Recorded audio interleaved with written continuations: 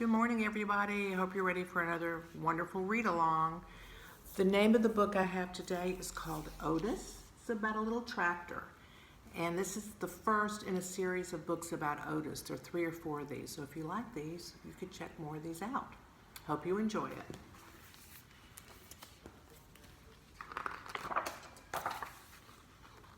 Otis.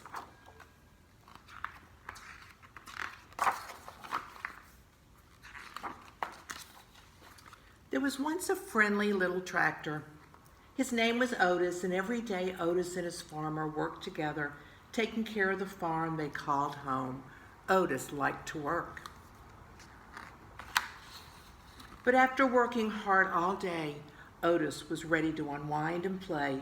He would ride the rolling hills and skirt Mud Pond down by the corn. He would leapfrog bales of hay and explode through the haystacks. On occasion, he would chase a rabbit or play Ring Around the Rosie with the ducks to the sound of his steady puff, puff, puttity chuff. And sometimes, at the end of the day, he would just sit under the apple tree and watch the farm below. Every night, tired but happy, Otis would puff, puff into the little stall in the barn that was all his. One night, when Otis was fast asleep, the farmer brought a beautiful baby calf into the barn. The calf bawled and bawled for her mother, but when the sleepy sound of a soft put, puff, puttity chuff came from the next stall, the scared little calf stopped bawling and drifted off to sleep. From that day on, the calf started following the little tractor wherever he went. Puff, puff, puttity chuff. She followed him over the rolling hills and down by Mud Pond. She was right behind him, leapfrogging bales of hay, and the calf made their games of Ring Around the Rosie all the better. Sometimes at the end of the day, the two of them would just sit together under the apple tree and watch the farm below. Otis loved his little calf, and the little calf loved Otis. Then one day, the farmer surprised everyone with a brand new yellow tractor. "Time to move out, Otis," the farmer said. He took Otis out of the little stall in the barn that was all his and parked him back behind the barn. And then he backed the big yellow tractor into the stall next to the little calf. But the little calf didn't like the big yellow tractor. He had a deep, rumbling snore that shook the stall when he slept. There was no one to purr the little calf gently to sleep, no one to spend her days with. And Otis could not even see his farm as the weeds began to cover his tires. His friend often sat with him, but she could not get him to play like the old days. It was early summer when the farmer discovered a poster. "Who has the prettiest calf in the land? Judges will decide at the county fair and award a fancy blue ribbon to the winner." The farmer knew the answer. He would show the little calf. But on the morning of the fair, the little calf was nowhere to be found. She had wandered down to Mud Pond by the cornfield to cool off.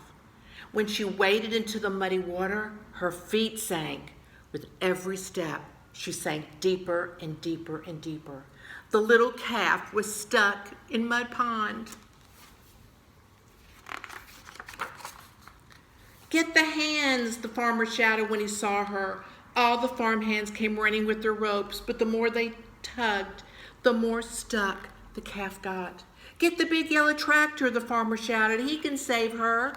But the big tractor just scared the little calf. She sank in deeper and deeper. Nearby farmers began to gather. "Then call the fire chief Douglas and the fire truck," the farmer shouted. "They can save our little calf." But the sight of the big red fire truck startled the little calf in even deeper. The farmer was fit to be tied.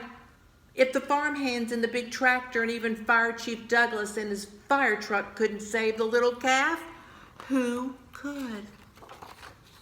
Suddenly, the little calf's ears perked up.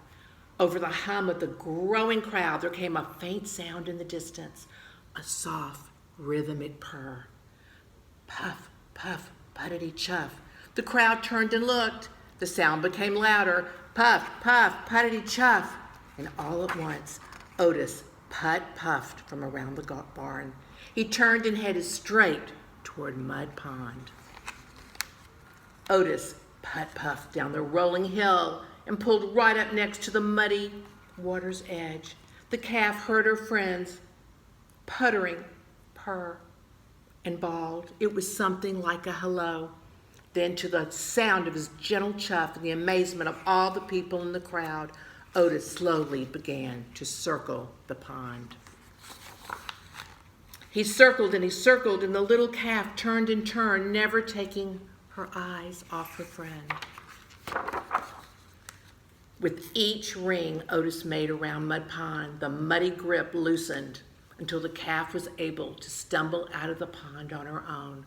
The two friends had found each other again. Otis led the calf right down the dusty road toward the village, and everyone threw flowers as they went, following them into town. It looked like a happy parade. No one needed a fancy blue ribbon to tell them that the calf was a special calf. Otis was a special tractor, and the two of them were special friends. From that day on, the farmer discovered that with Otis's puttering purr beside the chicken coop, his chickens laid more eggs. At milking time, with Otis's gentle chuff nearby, his cows produced more milk. On occasion, Otis even got to join the farmer in the big yellow tractor out in the fields. But often, at the end of the day, Otis would just sit with his friend under the apple tree and watch the farm below. Isn't that a really lovely story? I think it's so sweet. Hope you have a great day. I'll come back later on with another story. Bye-bye.